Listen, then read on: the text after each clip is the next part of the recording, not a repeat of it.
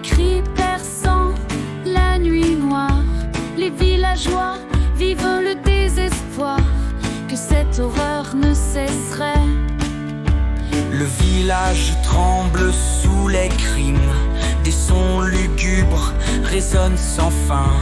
Chaque nuit, une nouvelle victime, la peur grandit avec le matin. La bête de Gévaudan, mort et mystère dans le vent.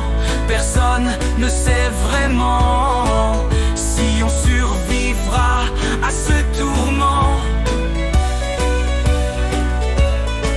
Si on survivra à ce tourment.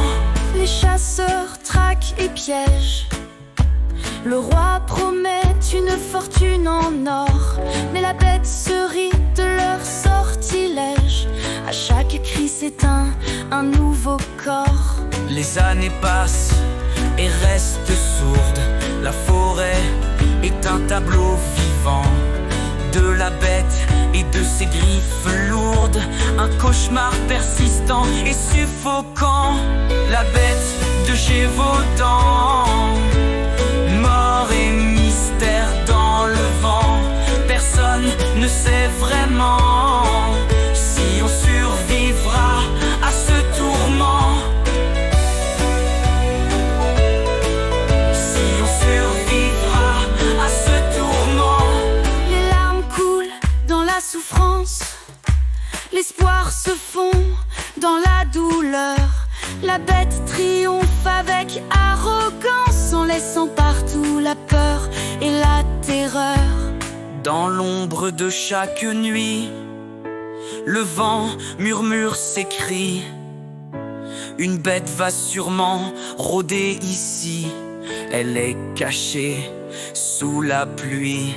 La bête de Gévaudan, mort et mystère dans le vent. Personne ne sait vraiment si on survivra à ce tourment. Si on survivra à ce tourment.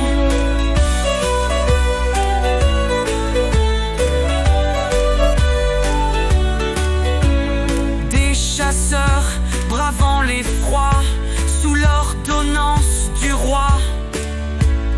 Pour 3 ans, ce fut la loi. La terreur règne sous les toits. La bête revient toujours et encore. Un mystère plane autour des morts. Les enquêteurs cherchent partout dans ce cauchemar venant des loups. La bête de Gévaudan, mort et mystère dans le vent. Personne ne sait vraiment si on survivra à ce tourment. Si on survivra à ce tourment. Les hurlements funestes sous un ciel bleu céleste. Après 3 ans de torpeur ont finalement cessé leur terreur.